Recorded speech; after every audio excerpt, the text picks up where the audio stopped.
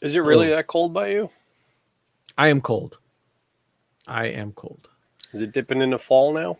Um, well, it rained the other day. Let me see. It says it's 22 degrees.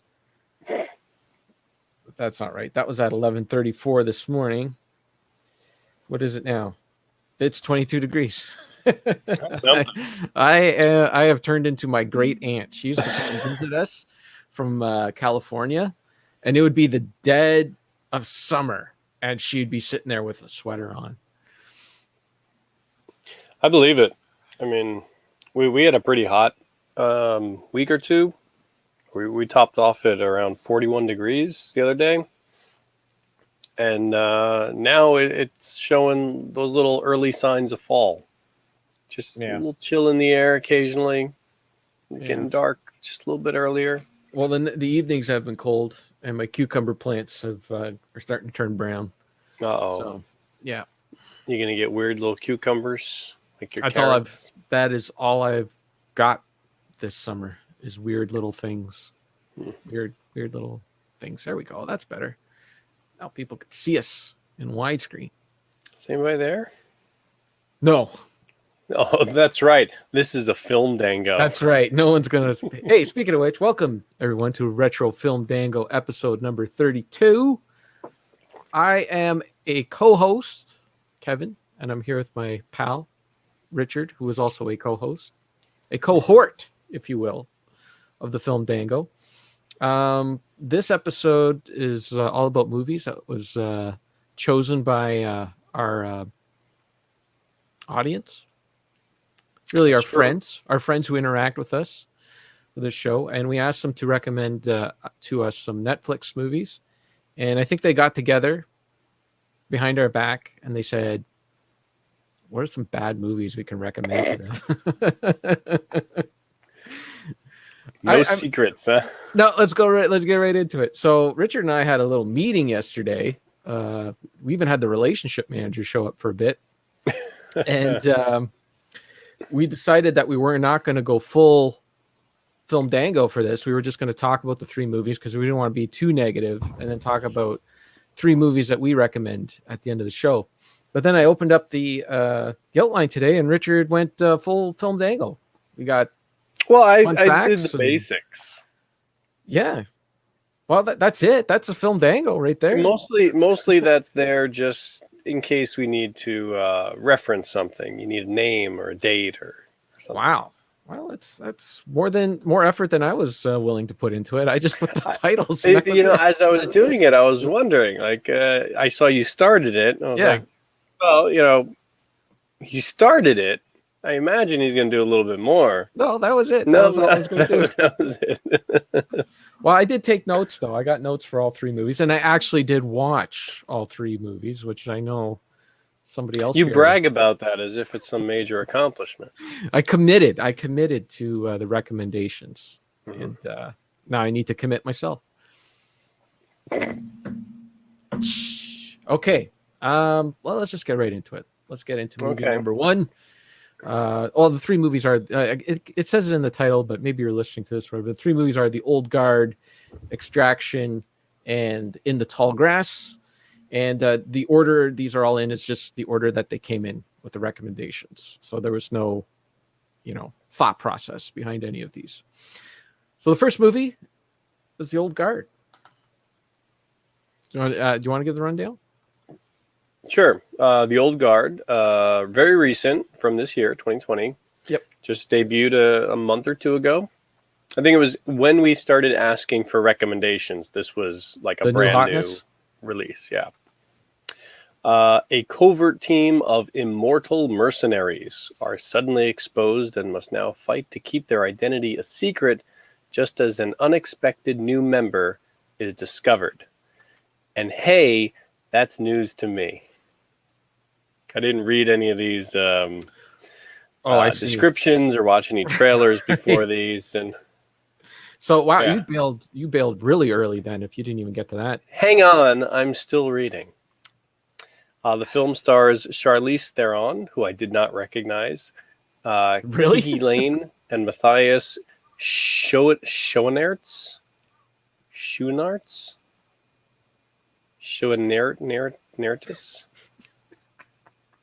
Matthias. That's a cool name, though. Matthias is cool. I like Matthias. Now, talk about wacky names. Director, Gina Prince Bythewood. Is that a fake name? I'd make her buy my wood. Bythewood? Buy the wood. It sounds like it's an attempt at making up a name. You know, like if somebody had a cool name, like that referenced some actual thing. I think it's Bythewood. Bythewood? Yeah. That's my guess. I could see that too. Prince Bythewood. I see by the wood. By the wood. There are 3 words inside that name. There are. If you break it down. Yeah. Writing credits, Greg Rucka, and this was based on a graphic novel. A comic book. Graphic novel. 2 hours and 5 minutes of this movie. Yeah. And it cost $70 million to make. Yeah. Would you care to read the fun facts? Do you want me to read them all? I'll read them all. If you really have it in you. There's only 2, so I think I can do it. Having been viewed by over 70 million households in its first month, this is one of Netflix's most successful releases. It only cost them $70 million to make, so all right. If you turn it off, you don't have to watch it. That is a fun fact. There you go. Yeah. Okay. So this was the first movie. After we recorded the last Filmdango, I said, okay, I'm going to get to these movies. I'm going to watch them. So this was the first one on the list. So I watched it with Sarah, and she lasted 53 minutes, probably about 20 minutes longer than she wanted to, but she hung in there because it was a Filmdango movie. Soldier up. Yeah.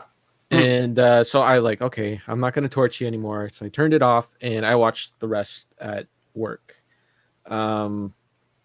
Are we going to say who recommended this movie to us, or are we just not going to? Because it's in the outline if we want, but let's not start anything. Let's not say who recommended it. Okay. Yeah.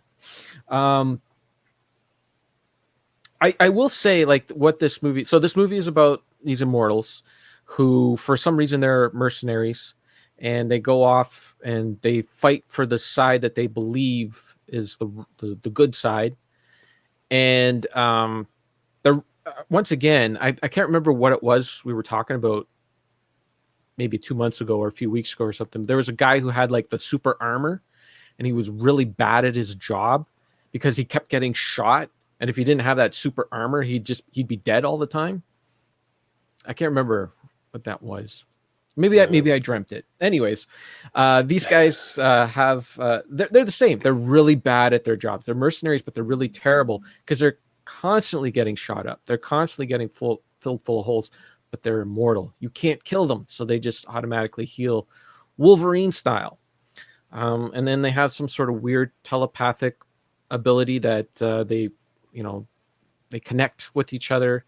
They feel that there's another presence out there in the world, and they have to grab her and bring her into their fold, because if they don't, there are scientists in the world that are looking for them and want to do experiments on them so they can make cures. They believe the answer to all of humanity's medical problems lie within these people, so they want to pick them up and do tests on them so they can find cures and then make tons and tons of money off of them. Mm-hmm.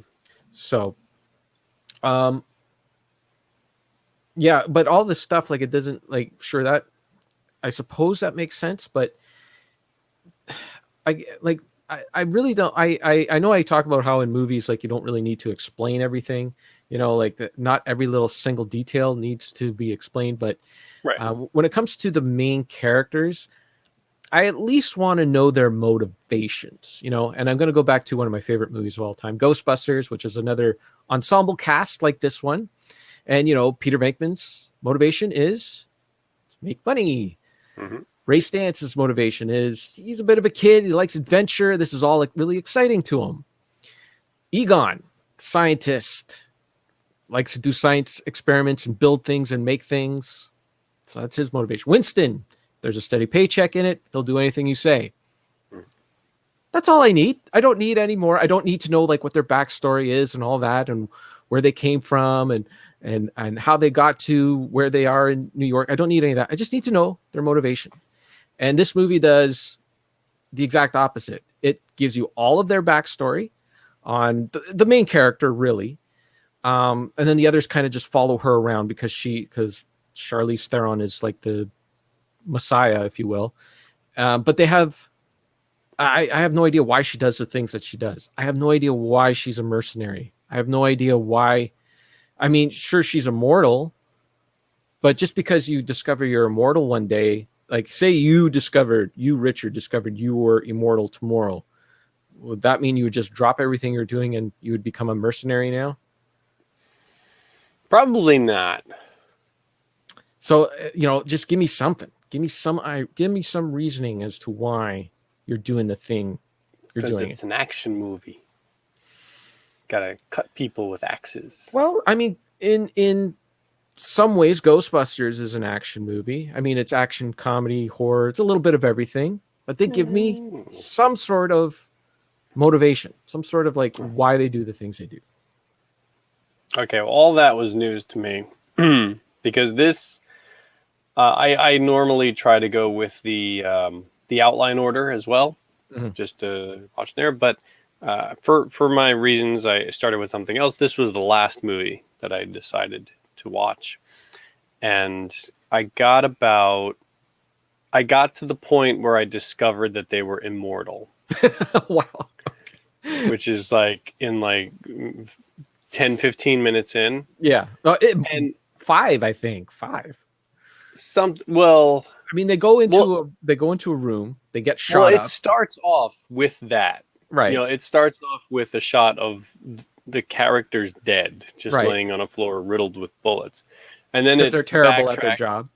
Backtracks to them getting an assignment and, going into this thing. And as I'm watching it, I'm like, okay, it's kind of bland.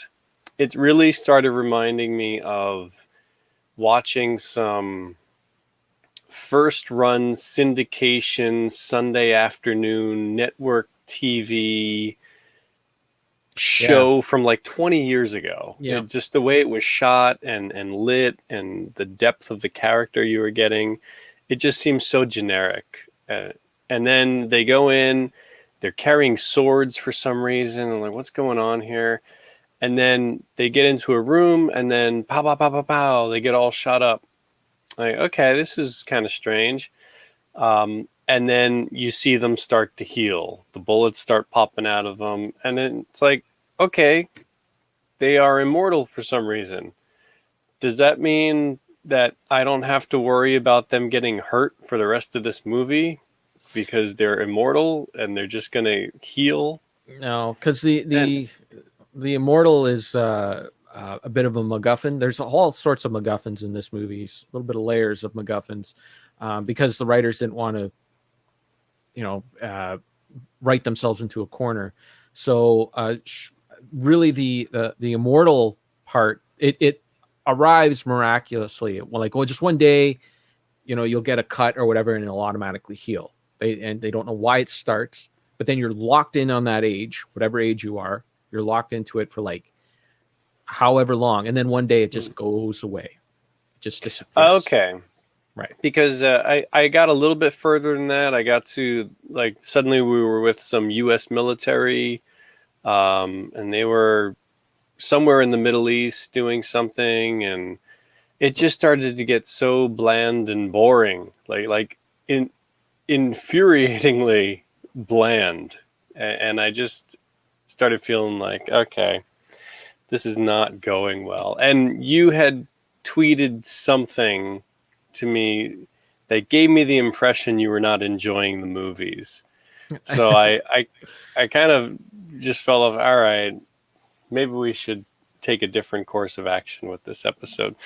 So basically I stopped there, and then I just put my mouse down over the timeline there and just kind of scrubbed along to see what was going on. I saw, okay, eventually those immortals are going to meet up with this soldier, and then it looks like one of them dies somehow, and then more stuff happens, talking heads for the rest of this 2 hours, and it was like, okay. Yeah. It was very predictable movie. I mean, you could see the beats coming a mile away. Like this was recommended to us to not like to go in fresh, to not like look at anything or read anything, just go in. So the entire time I'm watching it, I'm like waiting for the, like the shocker, the twist, the I didn't see that coming or whatever. And it was very the opposite of that. It was very formulaic. I guess like when they would mention something, like they would mention, what, like just, it's like, because the soldier girl's the one that becomes one of them, right? And so she's basically the Winston Zedmore because she has all the questions, and so they can answer it. So we as the audience can understand what's going on as well.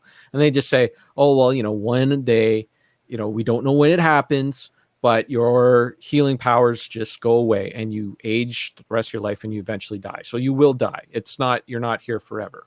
And as soon as you hear that, you're like, okay, Charlize Theron is obviously going to, her healing powers are going to stop working. I wrote it down. Like her healing powers will stop working. And then I don't know, 20, 30 minutes later, her healing powers stop working. They show this one girl.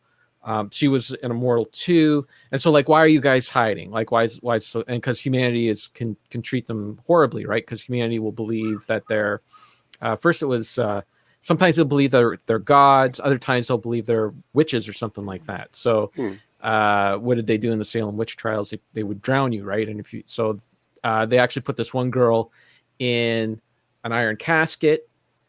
Throw her she's in the iron casket and then throw her at the bottom of the ocean. So she's constantly drowning. Like she'll drown, she'll die, she'll wake up, her body will heal, she'll wake up, she'll drown again. So they don't know where she is. They can't find her. She's out in the ocean somewhere. They don't really spend too much time looking for her. The ocean's a big place. But they throw that in at the beginning, close to the beginning of the movie, when they're explaining to her all this stuff. And I'm like, okay, she's either going to be the bad guy or she's going to show up before the end of the movie. And so the movie does its, by the way, there's spoilers in all this but anyways, so the movie does its the Marvel thing where it goes to credits and then it comes back and that's where she shows up, of course, because she's going to be the bad guy in the next movie.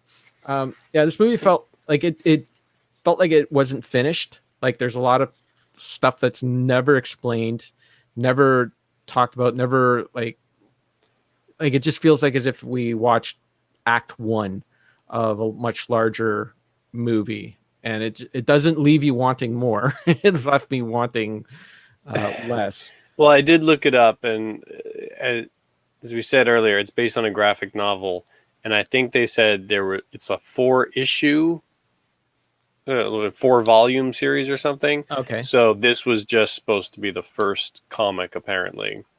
Yeah, you can definitely tell that, but it didn't feel like, I don't know. It wasn't very good. I'm sorry. No, it wasn't very good to the point that I really had no interest in continuing it. There was nothing like in these kind of movies. There will be other things that at least I can appreciate, but not in this one. Like the choreography, I thought was really generic and really. That's the word for it. It's just very generic. It just and nothing felt interesting. Well, and there was a lot of stuff that just I felt wasn't well thought out. Like at one point, Charlize Theron, she's doing her thing because there's a lot of fast action, fast edits, just generic fighting scenes and that. And at one point, she shoots the guy in the face, a soldier in the face, and the soldiers of course are all wearing these helmets, so you don't see faces because you don't want to see these people get shot in the face. You just want to see her shoot a guy in the face. And then she grabs him and throws him down to the ground, which to me is just horrible choreography. Because if you shoot a guy in the face, you don't have to grab him and throw him to the ground. He's not getting back up. You're good. You're good to go. And then just a lot of other little things. Like they're in this car. They need to get to the spot really fast. So they drive up. Don't drive up. Come to stop. Get out. Open up the car doors, slam the car doors, get in the trunk, open up the trunk. Okay, Charlize Theron, what are we gonna do? What's gonna happen? Thing like, why are you whispering? Yeah, just like everybody Tires knows. screeching, just I engine mean, revving. you could make a better entrance. So they go, oh, okay, what are we doing now? What's going to happen here now? It's like, what? Come on, speak up. Anyways, yeah, that's it. That's pretty much it. I don't. It did get me thinking though.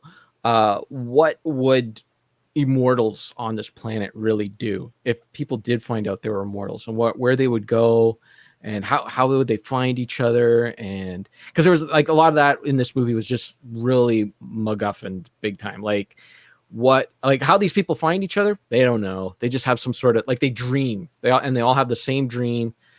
Let's make notes. Okay, we all make notes. Okay, we think she's a soldier. She's got to be over here. Okay, I know where she is. And then Charlize Theron is their leader, and this guy that kind of follows them around has been shadowing them around. Has figured out that every time she does a good deed, every time she joins into a fight or whatever and does something, there's a ripple effect later on where she saved this person, like she saved some guy in World War One.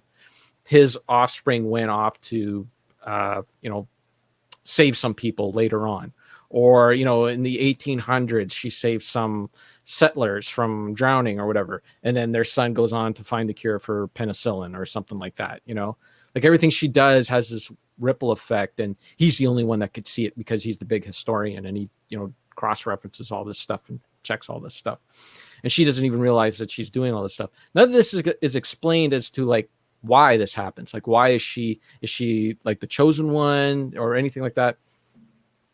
I don't know. Maybe it is explained in the 4-part book, but you're not going to find the answers to any of that in this. But I have a feeling this is the J.J. Abrams syndrome, where great at starting things, even though they didn't start that great, but they have no idea what they're doing. They have no idea how to finish it.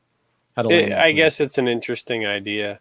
I think what's really interesting is a while back we did Highlander. Yeah, I was going to say, like, Filmdangos, and right. I didn't finish that one either.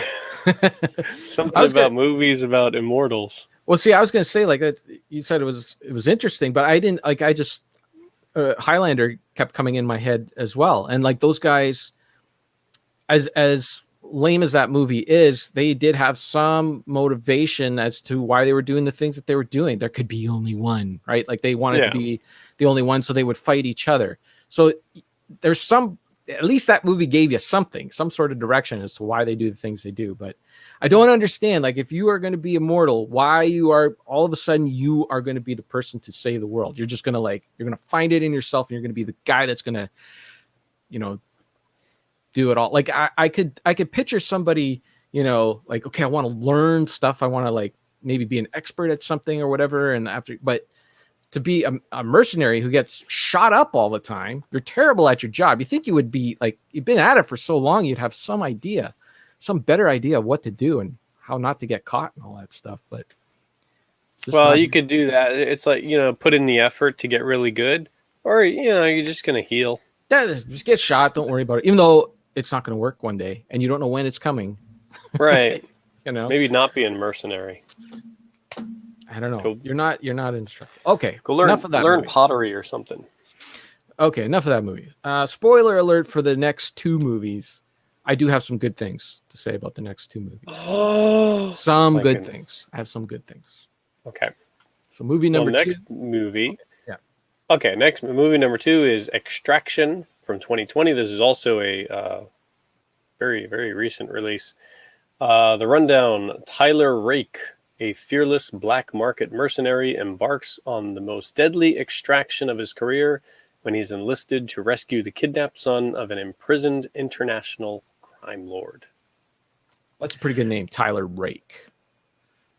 Yes, that'll come into play with our fun facts. Film stars Chris Hemsworth, Rud Rudraksh Jaiswal, and Randeep Huda. Rudraksh, don't dud. It doesn't quite rhyme. No, the first part does. I suppose.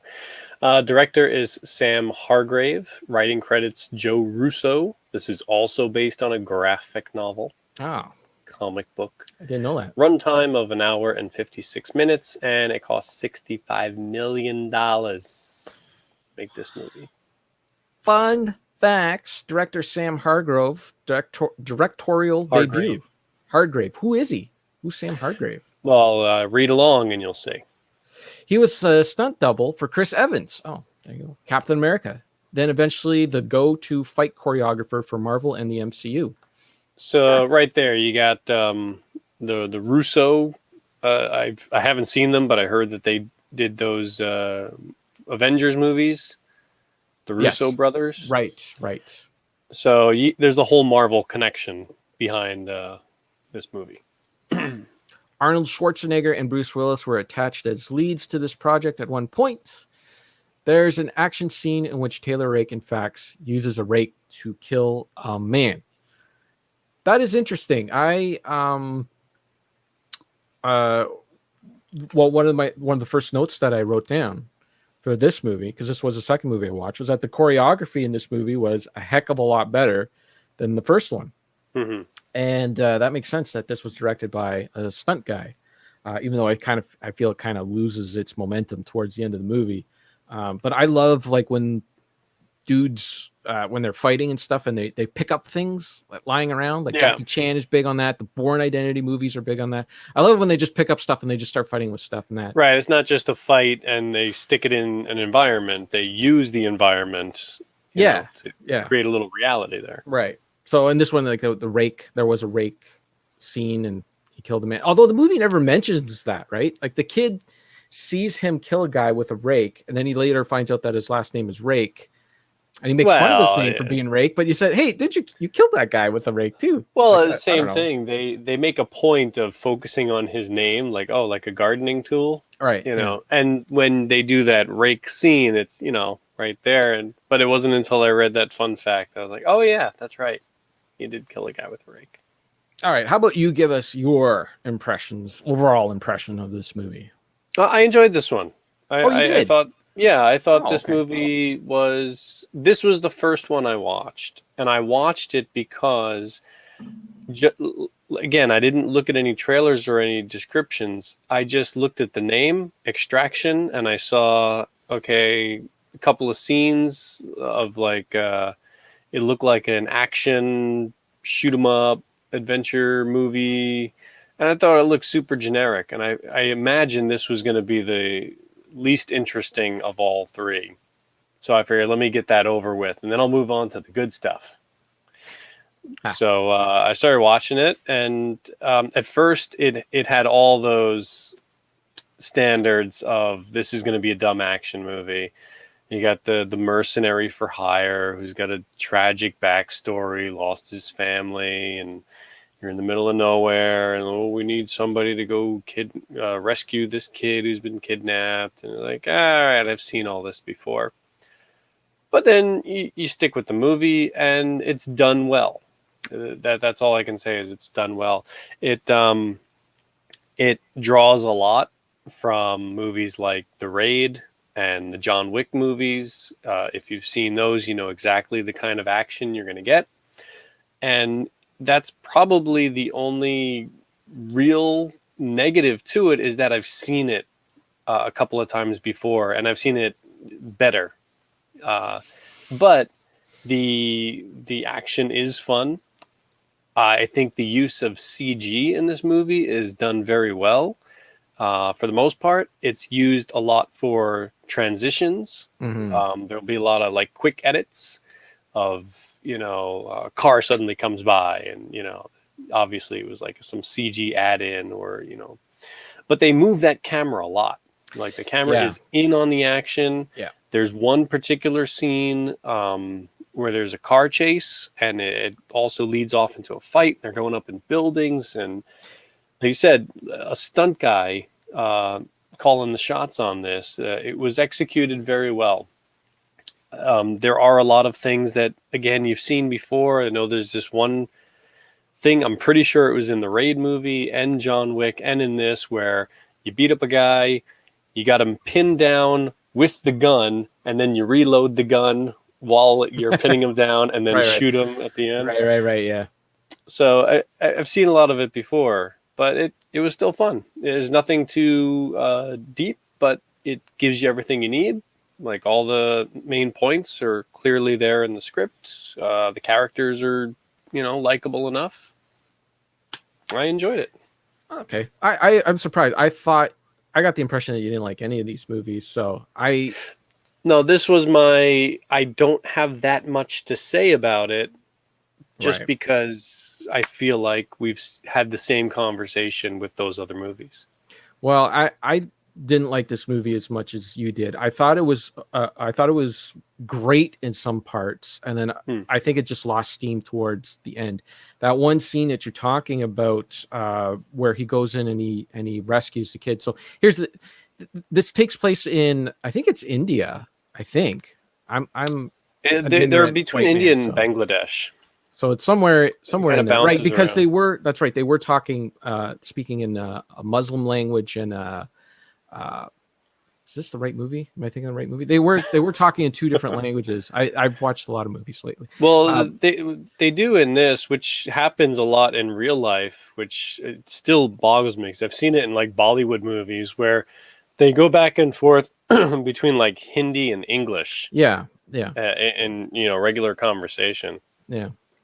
Well, that one scene where he goes in and he rescues the kid. Oh yeah, that was me. By the way, like, it didn't make any sense that, like, the white man, the white savior, needed to go in and save these guys. Like, you'd think a guy who actually lives there would know the area better and actually know the ins and outs and what to do and people and the language and all that it's stuff. Just Hollywood. So they just get this white guy going there. So that didn't sit well with me. But that one scene where he goes in and he rescues the kid. So it's two warlords that are fighting, and the one warlord kidnaps the other warlord's kid. The one warlord is in jail. The kidnapped one is up, and so it's just going on. There's like three people trying to get this kid. So he goes in there and he grabs kid, and all this action sequence and everything. This camera was just going all over the place, and I know that it is CG'd in that, but it's just tied together so well where, the camera's following them they get in the car, the camera's following the car. If the camera goes out of the car, it's going into the car while the car is moving. Everything's going all at once. Then they get out of the car and they're running. I rewound that a few times. Yeah, they run out. Like, did I see what I think I saw? And like, yeah, the camera guy gets into the car, but they CG a door there. So right, they had to have been right. It reminded me a lot of the car scene from what was the name of that post-apocalyptic movie? Children of Men. Yeah. The car chase in that, where I was in and out and around, and exactly what I was thinking as well.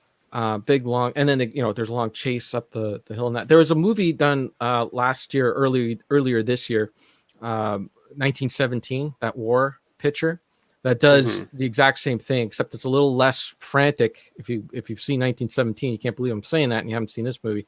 It's a little less frantic, but it's done a much better, I think, in 1917, because that whole movie is like 4 shots like this. In this movie, they do that. It's about, I don't know, 10 minutes long, and then they never go back to it. They like the whole end scene and everything when they're on the bridge and that. It's all just your standard action movie. They never go back to that. And I just thought it was such a huge letdown, because that scene was so great and so well done, even though the scenes are spliced together through CG. Still, to have all the forethought and everything to have it, flow nicely and come together nicely. Like, I know a lot of it is editing and all that, but still, you got to shoot all that stuff and all that and have a plan, have it all well planned out. And I think that's where this director really, I imagine he, like, 90% of his work done on this movie was in that scene, and then the 10% was like, okay, let's just get this story over with and get to the end of the movie. Well, if he has a history of stunt work, and he's been involved with those Marvel movies and stuff, I imagine a lot of what went into that scene is stuff he's had in his head for years. Of like, this kind of this would be a fun thing. How do you do this? How do you do that? So he's probably been thinking about this stuff for a very long time. Welcome. It's Rocket Sauce. Yeah, Hey, it's Ryan. only a Filmdango, Ryan, so you don't have to stay. Hmm. But I think that the rest of the movie really just didn't do too much for me. It kind of It loses, like, doesn't hit that peak again. doesn't It hit the doesn't. peak again, and it doesn't, like, none of the rest really made too much. Like it seemed like the movie wanted to do have something to say, have something more to say than this guy goes in and rescues this kid. So there's a lot of falling into the water, staying underwater. Yeah. There's like some sort of weird metaphor in that. Like, really, I was enjoying the movie Well, up until they didn't he got. say his son drowned? Wasn't that how he Yeah, died? like that. Like, So there's all right, and even the kid says, like, it's not falling into the river that kills you; it's staying submerged underneath that drowns you, or whatever. right, of like don't stay submerged in your Right, self but pity and by the everything. by And the time we got to the end of the movie, the whole thing was lost on me. I had no idea what this movie was trying to say, and I found out the one thing I read about the movie afterwards is that they shot. This is one of those movies where they shot about 5 different endings and tested them all on the oh, audience, and really? they went with the best audience reaction. So even they don't know, like, what the hell the end of the movie is supposed to be or anything like that. They just like, oh yeah, the audience likes this one, we'll give them this one, which Yeah. felt very Well, phony. that was definitely one of the weakest points. That final shot. Yeah, Basically, after they do everything, right. the action culminates on a bridge, and after all that's done, you get this other little wrap up shot. It's like, oh no, why'd you do that? It's the And Wayne's World ending. The Wayne's World, yeah, they would always fall asleep, and something like they go meet Madonna or something incredible would happen. Then they'd wake up and they say, "Oh, it was all a dream." And then they'd hold up Madonna's garter or something and say, "Or was it?" And that's exactly what this movie does. We see Chris Hemsworth, he gets shot in the neck, he's dead. He's gone. Sorry, spoiler alert. Uh, he's gone. And then in the last scene, there's a blurry shot of some blonde dude, and it's like, is that him or not? I don't know. well, they've already said that they're looking at making a sequel, Yeah. bringing all the principal cast back. Maybe he's a mercenary, like an immortal mercenary who can just shake that sort of thing off. Well, he's definitely a Because mercenary. getting shot in the neck isn't really that serious. Then there was the kid that was the smart kid, and he impresses the mob boss. So then the mob boss like kind of Yeah, brings him he. in, and then the kid like fucks up, so he wants to like impress him, so he cuts off his finger to say, "Look how loyal I am." And I'm like, I just thought this was supposed to be the smart kid. What's he doing, cutting off his finger for no reason? And not only that, mob bosses do not like smart people. They don't want smart people around them. If you're good with books and that, okay, fine. They have to use you, right? But they don't want smart henchmen because you're a threat to them. They want dumb people that they can control. Look at Trump's White House and all the people in there. Okay, that's all I'm saying. But Yeah. had to make it. It's got its weaknesses, but overall, you go in, you have some fun watching it. I was really looking at like how much time is left. How much time is left at that towards the end. Because I was like, yeah, it wasn't doing it for me towards the end. Hmm. Okay. Oh, and there was a lot of nice little touches though with the choreography too. Just sorry, one more thing I want to mention. Like Okay. for instance, like so all the guys are all the soldiers are looking at a building, right? And they're all like, okay, they're shooting, they're yelling at each other and all that. And then like the guy in the back gets the orders to move forward into the building. So he comes up behind the other guy and he kicks the other soldier in the back of the leg. So he has the cue to move forward. I just thought that was a nice little touch, Oh that you yeah, don't the see little in like movies, right? sidekick. Yeah. Like in normal movies, everybody has their cue. They're standing there, they're waiting, they're counting. One, okay, and then I go. In this movie, it's like no, that like a soldier would have to like learn to go. So there's that. There's a helicopter with full of soldiers coming down onto a bridge. It's a very narrow bridge. It's not a lot of room there to land. So the helicopter kind of hovers over, and they all get out and they're standing. They They're get out on top of cars and on move top out. of the cars. Yeah. Yeah, so it's nice little touches like that kind of made the movie feel more realistic than a movie. Like it wasn't just standard shots. There was actually a little bit of thought put into a Yeah, lot of it. that So one did stand out to me. It's kind of a subconscious thing. I don't know why it was so interesting, but it's like, oh look, they're going down on the cars. yeah, just nice little touches. There's little things in that one big sequence with the building earlier. I like that after they get out of the car, um, you don't see them go in. Instead, the camera goes off onto the soldiers, and then we're suddenly following the soldiers up into the building, and we have no idea where they are. Right. So it's kind of like this slow look around, look around, look around until he comes out again. So it was kind of nice of like switching. Like you want to keep a certain pace, but at the same time, that was such a long scene. You got to spice it up. Go from the head-on action to a little bit of suspense, and it was well done. This is one of those movies too where there's people getting shot and killed throughout the entire movie. Guys getting stabbed and fighting and all this stuff. But none of that makes you wince. You're just like, okay. But the one thing that does make you wince is when that guy breaks his nose and it gets out of joint, and he's got to pop it back in. And I'm like, oh, that's gotta hurt. Oh, I just saw a guy get stabbed in the forehead, but no, the nose fixing. That's gotta hurt. All right, final movie. In the Tall Grass. After hearing a young boy's cries for help, a sister and brother venture into a vast field of tall grass in Kansas, but soon discover there may be no way out and that something evil lurks within. Film stars Leisla de Oliveira. Mm-hmm. Yeah, that's what I can say. Leisla de Oliveira, Avery Whitted, and Patrick Wilson, the guy from The Watchmen. Director is Vincenzo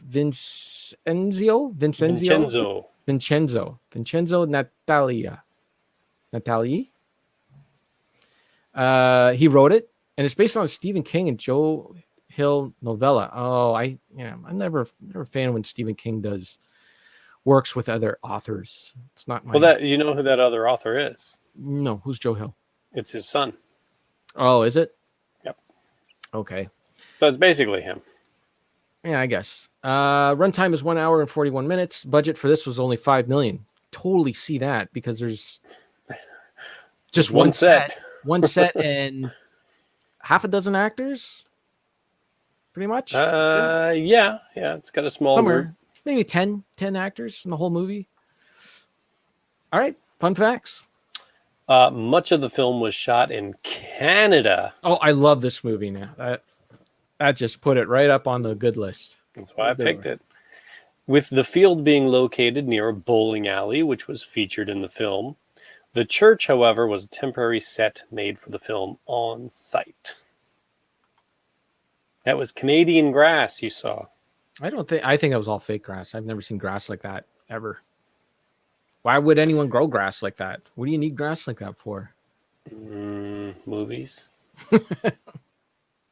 Patrick Wilson stepped in for James Marsden, who departed the project to do Sonic the Hedgehog. That was much more well received. Though I haven't seen it. Must have been offered more money to do Sonic than this movie. Well, good for him. Worked out. So, it's a Stephen King idea. It's a Stephen Eider recommendation. And it's very Stephen King. You got the creepy kid. You got a possessed father. You got, I don't know, people reciting dirty limericks. Yeah. A lot of that feels like Stephen King. And a lot of ambiguous, unexplained, way too much evil force that corrupts people. Bunch of people walk into the grass. What is it? The brother and sister. We're following them first. The sister's pregnant. Husband is out of the picture, and they're heading to San Diego They're going from the East Coast to the West Coast. Yeah. And they're passing through Kansas. Well, I don't know if we should mention this, but should we? I don't know. Like she was going to look for some adopt. Yeah, you don't find out until later in the movie that she's pregnant. They were talking about a family, that they need to go and see. They need to meet a family. Yeah, she's basically gonna give them her kid. Yeah, she's gonna give up the kid because she's young. They're I imagine she's Early late 20s. teens, early 20s, something like that. Yeah. So they're on their way. They pull over to the side of the road because she has to throw up.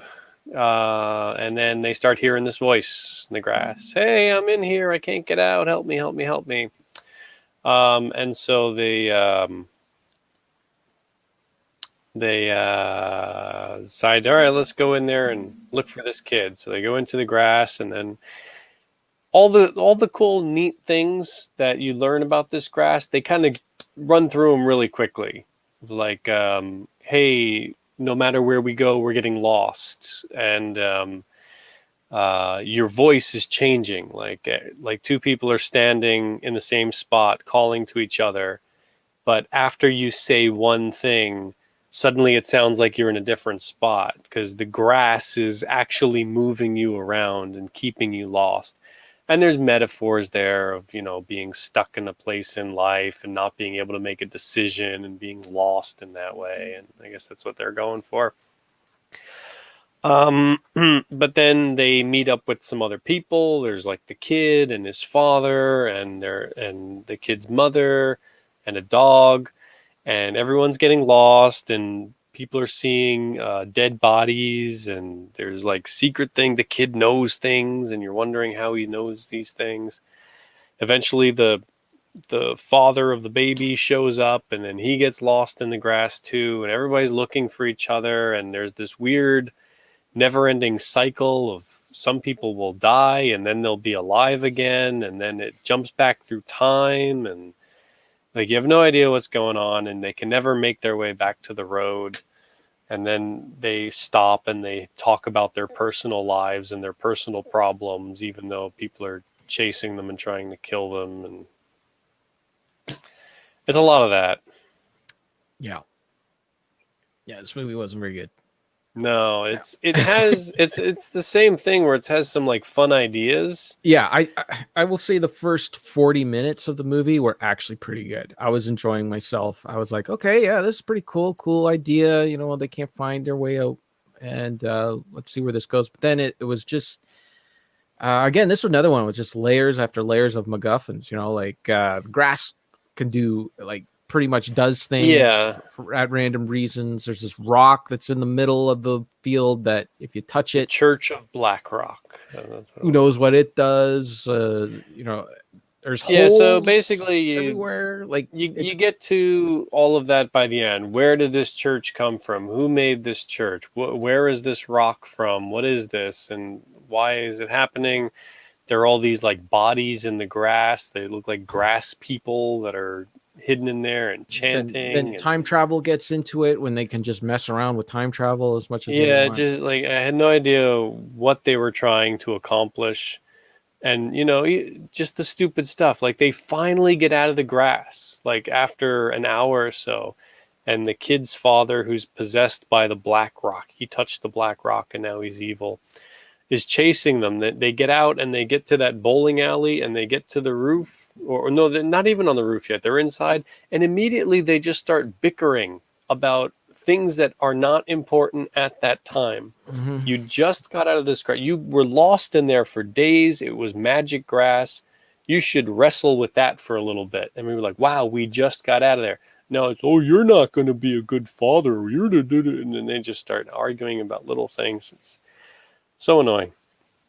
Yep. And then by the end of the movie, the weird time travel, whatever happens, what was it? The husband sacrificed himself. He touched the black rock, but he was evil, but not evil. The baby's father? Or the kid's father. Yeah, the baby's, so that guy, for some reason, so there's this little kid that's lost in the grass. His father goes in to try to find him. He finds this black rock. He touches it. It makes him evil, right? Right. And he's trying to get everybody else to touch the rock too. Right? Yeah. Everybody fights. Fight. Sometimes people die. Then they come back. Who knows? Fight. Then it gets down to finally the baby's father, who shows up later on. But there's time travel, so don't worry. He's like 2 months behind, but they feel he's only 2 days behind because it's time travel and all crazy things are happening. Fight. He fights the kid's dad, Patrick Wilson. He fights him. knocks him down, gets him down, and then he decides, I'm going to touch the rock, because this is the thing that makes the most sense right now. So he feels like as if, I don't know, he's going to have some sort of connection or something that will save everybody. That will be able to get them out of there. And that's exactly what happens, because this movie is just full of MacGuffins. It's like anything, like you write yourself in a corner. Okay, touch the magic rock. It made this guy insane, but this guy, he's going to be able to fight it and hold it in, and and be able to get through it, and finds he finds a hole where it takes you to the church. The church. So you're good. You're free. You're in the church. He only puts the kid there. You go there. I'm going to stay here. Well, why are you staying here? Well, I touched the rock, I guess, so I have to stay here. I don't know. It didn't make any sense why he had to stay there. And the time travel thing, after the kid is out, he basically tells him, he gives him this necklace that the girl had. And he's like, okay, get out and keep them out of here. And then it cuts to him coming out of the church, and he sees the couple at the beginning of the movie about to go into the grass. And then he's like, no, don't go in there. But at the same time, you can still hear him calling. Oh, there's time. So does that mean that I don't know. One of him is free, but he's still stuck in the grass? I don't know. Are they all still stuck in the grass in some way? I don't know. And then even going into the logic of the two people who just arrived, two people show up. Kid says, hey, don't go in that grass. There's a church across the street. There are cars in the parking lot. They just decide, okay, let's take this kid. We're not going to ask, the people in the church. We're not going to investigate where his parents are. We're just going to get him in the car, and we're going to drive miles and miles down the road. I mean, he just ran out of the church. Exactly. Out of the church. That's where he came. And there's clearly another kid in there shouting for help. And it's like, it wouldn't make any sense at all. You notice that they put older cars in that church parking lot. Like there was like something from the 50s, another one from the 60s, to suggest that this has happened before. Like this is a cycle that, this is what they do. They sucker people to come in, like they park their cars at the church and then they go in there. But none of the cars there look like as if they've been there for a very long time. Like, they're still like their tires are all inflated. There's no rust on them or anything like that. But you could tell it ages because it goes into one shot of their van that they stop at, and the guy looks in and there's like a hamburger that's full of maggots or something. Yeah. And it's like, well, I mean, it's not stuck in some sort of time thing or whatever. I don't know. The whole thing didn't make any sense. It does what it needs to do at whatever time. Yeah, I give me some rules at the beginning of the movie. You can do this. You can't do that. And then follow that logic. Don't like this movie just felt like as if it was just making up things as it went, because it was just like, okay, we'll do this and now we'll do that. And then we'll do this and then we'll do that. Well, I imagine you've not read the original. I didn't know it was a Stephen King until I read your fun facts here. Okay. Well, novella, as I imagine, is fairly short. Yeah. So I'm guessing maybe there was some embellishment by the writer-director for this. So maybe, I don't know. Stephen King criticizes himself a lot, saying he writes himself into a corner and doesn't know how to get out of it. So I don't know if a lot of that came from the original writings, or if that was, during the adaptation. Who knows? I imagine it's much more vague, but it doesn't go into so much detail in the book. I find that anytime he writes with another author, I know this guy's his son, but it's always weaker. Like it's not my favorite. It's not my thing. And I don't know if it's because he's just feeding the other person ideas or something. I don't know. But this, again, Ghostbusters. Don't cross the streams. That's a rule. Don't do it. Just catch the ghosts, And then at the end of the movie, unless you need a way to finish the movie, gotta cross the streams. We gotta cross the streams. Why? It's bad, but we gotta do it. That's just like that's it. Not like this whole. What does this rock do? I don't know. Sometimes you touch it, turns you mad. Sometimes you touch it, does this thing. Like there's just no rules, and it just takes me out of the movie because it's like like, okay, well, they're going to find some way out of this because it's just going to be a stupid reason. And they find like some little hole somewhere, and there's holes in this thing. I don't know. The whole thing just wasn't really. I did enjoy the first 40 minutes or so. I did think like, okay, this is a pretty good setup, but then When where, you're getting all the concepts and like, yeah, oh, hey, look what's going on. But then I could feel it in the first half an hour or so. I was like, they're yeah, running out of ideas already. They're already yeah, doing all the things that they should be, like spacing out. And here's like, okay, so when the baby father, the baby daddy comes in, he first, he figures out that they're in the grass somewhere. Like, oh, they got to be in the grass somewhere because he finds the book and he sees the car across the street. So this is where they got to be, right? So I'm going to go into the grass, but I don't want to get lost in the grass. So what I'm going to do is I'm going to tie some of the grass together. right. So as I move forward, I'll be able to look back and see where I am. Then leave myself a trail, right? So he's doing that. He does like about 3 or 4 of them. And then you see like the first one that he ties, the grass corrects itself. It starts to become undone. Yeah, I'm going to do that to you because you think you're smart and you're not going to get lost. You're going to get lost here. But they don't go anywhere with it. The guy doesn't look back and say, "Oh, where's my trail? Where's my thing? That's true. I tied all these things." Like, see, like it was just like we're going to do things, but we're not going to follow through with it. We're just going to move on to the next stupid idea. Yeah. If they had spent a little more time developing the characters before they go in the grass, and then not spend so much time in there, because really it just gets annoying. Constantly being in that grass the entire movie. Yeah, that's a budget thing, though. I guess, right? Like, yeah. Well, $5 million. There was a lot of CG grass going on, right? Because like you could have set up that brother and baby father conflict before they got to the grass, and that would have been as effective. But instead, they spend all that exposition. It would have been more realistic because if you had those conversations first, then when you're in the grass in this crazy, bizarre situation that doesn't make any sense, and you wouldn't pick that time to have petty little to arguments. Have all this out in front of strangers and stuff too. Like, yeah. I don't know. Okay. Well, I'm really glad that we decided not to spend so much time on these and just. Yeah, we did. Well, so we decided that we were going to talk about 3 movies that we do enjoy and we do recommend on Netflix. But I planned to do that today, but I totally fumbled the ball. I got so distracted today.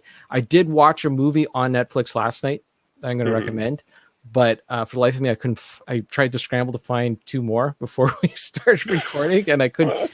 I just had like one of those weird days where it was like just thing after thing happened today. Like somebody messaged me on eBay wanting a tracking number for an item that I sent them. And so I go in, oh, sure, no problem. Go in there and check. And it's the only item I have that has no tracking number for some reason, even though I sent out and pay for tracking on everything. So that was one of those things that I had to run down and do. And then work was being a pain in the butt and all that stuff. So anyways, time got away from me. Sounds like today. You're in the tall grass right now. In the tall grass. I couldn't find it. But I do have one movie to recommend. Okay. Is it a Netflix original? I don't think so. No. And I don't know if you have this movie because this movie is it's a Japanese movie. It's It's a Chinese movie made in Hong Kong. So I don't know if it's Chinese or it's Hong Kong movie. I don't know what's the right one to say. I guess Hong Kong. Anyways, it's a movie from the Chinese perspective about the Chinese and Japanese war from the 30s. Mm-hmm. So I don't know if you would have this movie because it's Rocket Sauce tunes in for all the awkward. I'm not sure if this is right to talk about stuff. So yeah, it's taken from the Chinese point of view from this war, but it's called Yeep Man. And it's what is it called? Yeep Man. So it's spelled IP. Oh, space okay. MAN. And it's Yeep Man. So this guy was like a kung fu legend, kung fu master. It's a biography film. But it's done with actors and all that stuff. And it's about this guy who he was in this town in China, and people from all around would come to this town to learn kung fu, because all the, it's just basically the place where all these people. This is like in the 30s, and it's just all the schools were there and everything. And there was this one guy. He was like the best in town. He was like he Yeet Man. But he didn't run a school or anything like that. He didn't like to teach other people how to do karate or whatever, or kung fu. It was all his, it was just too personal to him. He didn't want to share. And people would come and ask him to, fight in private kind of thing, like guys who ran schools, because they wanted to gauge how good they were. They wanted to know, like, if I could beat Eat Man, then I could do. So he would do like some things in private and that, but it would leak out and stuff that he was like just amazing. Like anybody can. So he's like, he's like one of the wealthier people in China. And then the Japanese come out. There's a war, and the Japanese just kind of take over the town, take over his home. He's living, poor. He's got no food and all that stuff. So he's having to take like menial jobs and that. But he's still legend as a kung fu guy. Like everybody, like he'll go and he's working as a coal miner or just shoveling coal, and like everyone's like, "Hey, Eat Man," and they're giving him like little things and that. But he doesn't like the old people thing. Like he doesn't take advantage of other people's generosity and that. He's always careful about that stuff. Just he's got a lot of pride and all that. So this Japanese general wants, like, he's all into kung fu. Part of the reason why he wanted this assignment in this town is because he knows that this is like the kung fu place, and he wants to prove that Japanese kung fu is better than Chinese kung fu. Eventually, he finds out about Yeet Man, and Yeet Man, the fighting just continues. It continues. It goes on from there. The guy who did the choreography for this is Sammo Hung, who did a lot of work with Jackie Chan, and it's all Wheels really on Meals. He was the director of that. That's right. And this movie had like just great choreography, great fight scenes, in that it just a little tiny bit of humor comes into it, not too much. Really good. And again, another one where just picking up stuff, like Eat Man just picks up stuff that's lying around and fights him. The guy will show up with a special sword to fight him. Eat Man's like, oh, I'll just grab this feather duster, and it's good times. It's a really good movie. I didn't know it was a biography until the end of the movie, and they started talking, it started doing all the stills and all that stuff about like where he went and all this. I'm like, oh, was this a real guy? And then at the end, they reveal that he did eventually start a school. He did start teaching people his kung fu, and a lot of kung fu masters went on to do other things from his teachings, and that, including the biggest one of them all. Who is it? The biggest kung fu guy of all time, the big guy. You say kung fu, you think of Bruce Lee. That's right. That was his teacher. That was his sensei. It was Eat Man. So they made a whole series of these movies. I only watched the first one. There's 4 of them on Netflix. You as soon as you said it, I was like, yeah, I see those movies show up all the time. Well, watch the first one. It's from 2008. I don't know how they made sequels from it, because usually, like, this would be like making a sequel to, I don't know, Gandhi or something, which I know Weird Al did. But I see Eat Man 2. Yep. Eat Man: The Final Fight. Yep. And Eat Man with Mike Tyson. Mike Tyson, really? I see Mike Tyson as in the thumbnail. Wow. Okay. Well, I don't know how Eat Man 4 turns out. How Mike Tyson. Anyways, the first one was really good, and like there's a little bit like I'm kind of not clear on every single detail of the movie, because it's all done in it was all subtitles, right? It was done in the original language, and the subtitles weren't the clearest, weren't the best. Like a lot of times they would use weird punctuation, like they would put a question mark, I think, when there was supposed to be a period. So I'm kind of like confused about a few little details in that. Because Eat Man, like he was always like very private and everything, but then when he fights this general, he gets like really pissed off, and like he like some guys would get cocky, and like this general would run these fights, right? And he would get his guys to fight like random Chinese guys who thought they were good, and the Chinese guys could beat one of his guys, they get a bag of rice, which was like bag of rice. All right, that was like a week's worth of food to them, man. If they had a family, I mean, that was a big deal, right?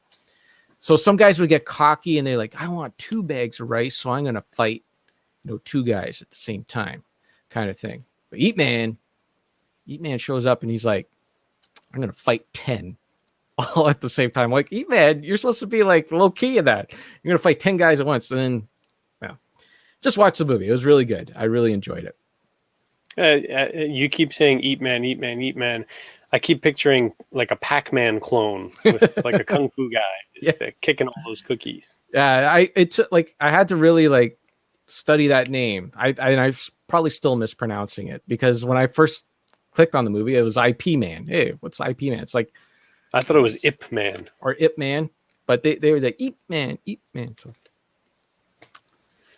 yeah, good stuff. I was impressed. Cool. I want to watch the other 3. Well, I did the same thing. I was going through Netflix and checking my viewing history and all that stuff. And I gotta say, I like the Netflix. There's a lot of movies that it gives you the chance to see a lot of movies that you may not have caught first time around. For example, Mad Max Fury Road is a movie I first saw on Netflix. Mm-hmm. Brewster's Millions. That was a fun comedy I saw for the first time. I don't have School of Rock with Jack Black. That's a great movie. Mm-hmm. I saw that in the first theater. time I saw that. Okay, I'll pick 2 here. Because you were talking about Kung Fu, there is a documentary I saw on Netflix. I don't think it's a Netflix original, but it was called Iron Fists and Kung Fu Kicks. And it talks all about Hong Kong action movies becoming a thing in their own right in Hong Kong, and then eventually making their way to the West. And what's it called? Iron Fists and Kung Fu Kicks. I saw this a while back, and it talks about how it started in Hong Kong, and then how it started to gain popularity, and they brought them over to the West, and they were getting really popular in places on like 42nd Street in New York City, playing in these cheap, dirty theaters. So there'd be like the porno theaters and then the kung fu theaters, and just how they gain popularity and how they've become kind of a staple of cinema at this point. But fun stuff. Cool. Yes, Brewster's Millions was a very good movie. Hello, Bill. Rocket Sauce wants to know if anyone has watched High Score. Richard had watched it, and you talked about it last I week. have not watched any more than what I said last time. So episode 3, and I think there's only 6 episodes, but I just haven't gotten back to it. Got to watch that Enterprise season 3. It's something. Ryan is putting dirty titles now in the chat. It's distracting me. That's cool. Yeah, don't read it. So you don't want to read that. I don't even know where that's coming from. I don't know either. I don't know. Okay, but one Netflix original that I would recommend. Yeah. Dolomite Is My Name. That is the Rudy Ray Moore biopic with Eddie Murphy, Wesley Snipes, and a couple other people in there.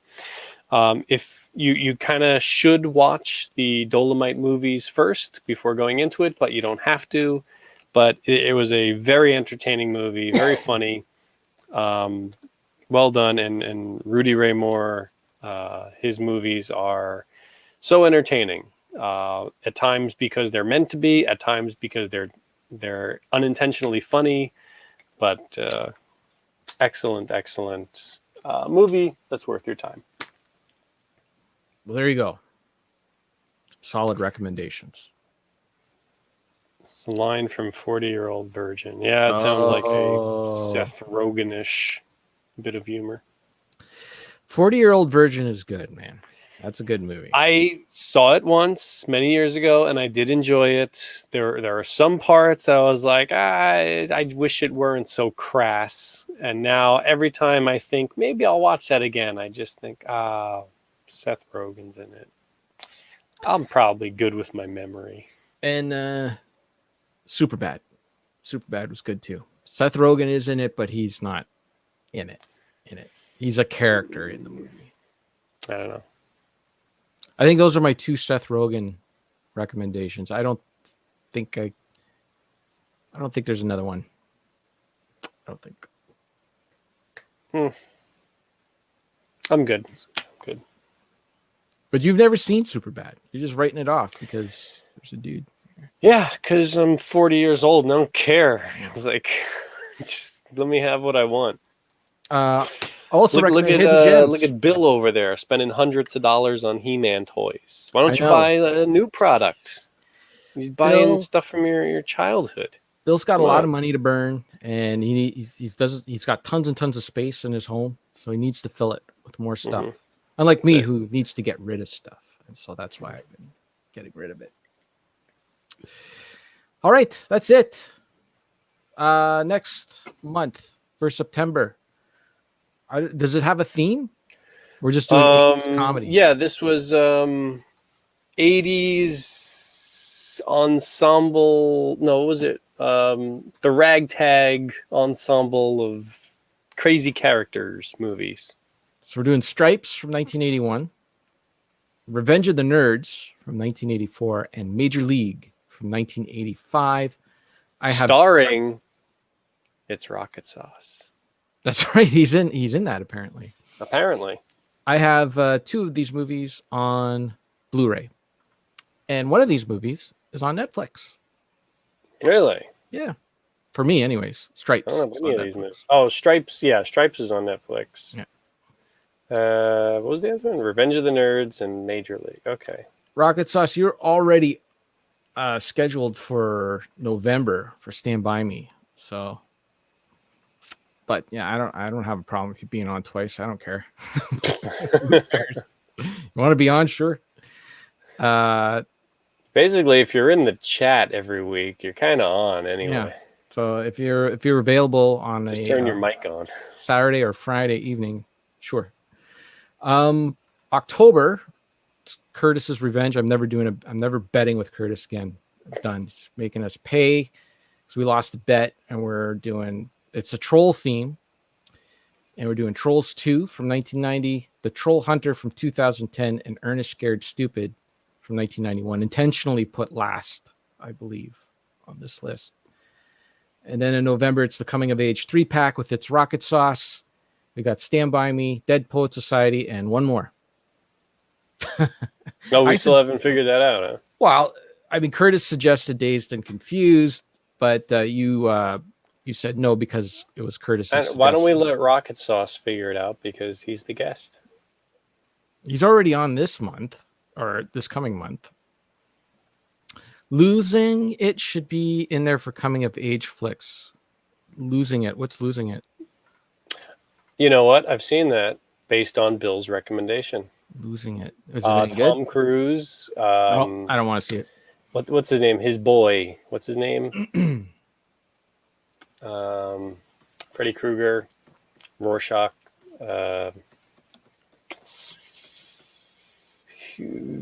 I agree with Harvey Rocket Sauce. Oswald, whatever his name is. I agree with Rocket Sauce. I remember not liking Dazed and Confused very much, but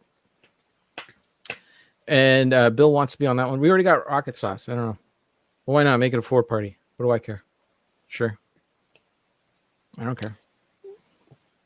Jackie Earl Haley. That's it. Jackie Earl Haley. So that's in Losing It. Yeah, no, but if it's got Tom Cruise in it, I don't want to see it. They go down to Tijuana for I a don't care. good time. I don't care. I have not It's not a seen bad movie. I have not seen a good Tom Cruise movie other than I'll say Rain Man was good, but that was more of a Dustin Hoffman movie. There's a movie. It's not great, but it was pretty good. Edge of Tomorrow. Tom Cruise. Basically, if you've seen Cause and Effect on Next Generation and you've seen Groundhog Day, Yeah. you've seen the better versions. But Edge of Tomorrow is not that bad. It's fair. It's okay as a one-time watch. You can watch The Mummy. Give me another good Tom Cruise movie besides Rain Man. There isn't one.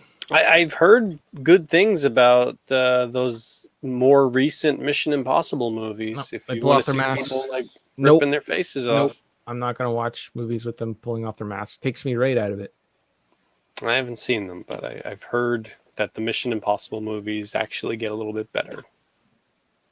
So Bill says Tom Cruise has been in good movies this past decade. I totally disagree. Let's see. We got Night and Day, Mission Impossible Ghost Protocol, Rock of Ages, Jack Reacher. That was terrible. I saw Oblivion, Edge of Tomorrow. That was bad. Another Mission Impossible movie, another Jack Reacher movie, The Mummy, American Made. He does it. I swear, like you look at his list of movies, you think there's good ones in there. He does not make good movies. Not a single one. Except for Rain Man. Rain Man was good. Oh yeah, that's the other one. A Few Good Men. Again, Jack Nicholson movie. You ever seen Collateral? Terrible. Hated it. I remember I saw that years ago. I don't remember much about it, but that was kind of more of a Jamie Foxx movie. Sarah made me watch Risky Business. Didn't like that one. Top Gun. I mean, Top Gun is got good planes in it, but it's not. Color of Money. Love Paul Newman. That movie's not good. Cocktail. Not good. Rayman's the good one. Did that Top Gun 2 movie ever come out? I remember seeing a trailer for that a long time ago. I think it's coming out. Born on the 4th of July. Not good. Boring movie. Days of Thunder. Terrible movie. Far and Away. No interest. The Firm. No interest. Interview with a Vampire. Terrible. Mission Impossible. Terrible. Jeremy Maguire. Try watching it again. It's not good. Without Limits. Eyes Wide Shut. Magnolia. Mission Impossible. There's not a single good movie. Doesn't do any. He had a cameo in Austin Powers in Goldmember.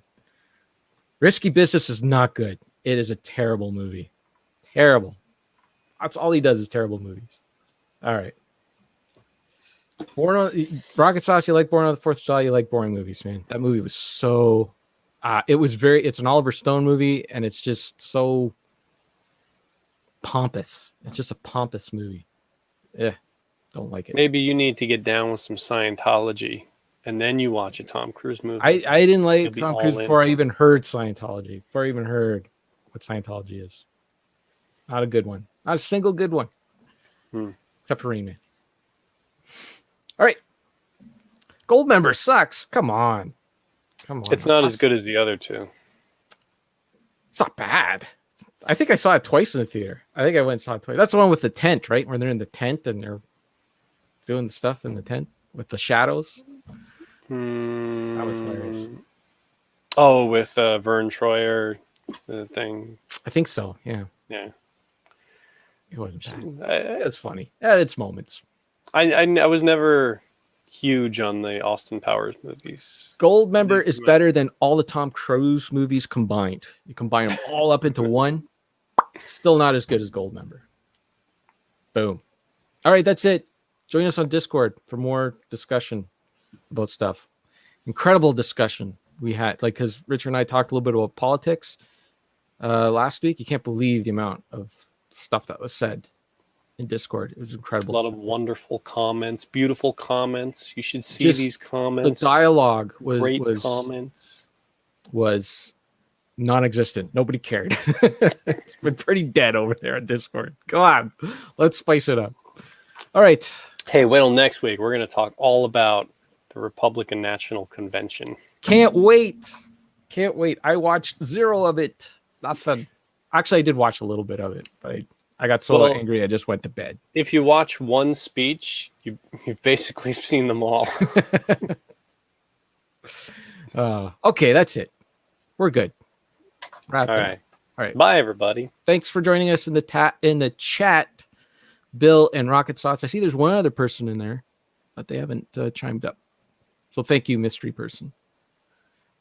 I can't see a mystery person. Well, it says there's 3 people. 3 people here. Sure. In the live viewers. I get that. Maybe you don't get that. I don't get that. All right. Goodbye, everybody.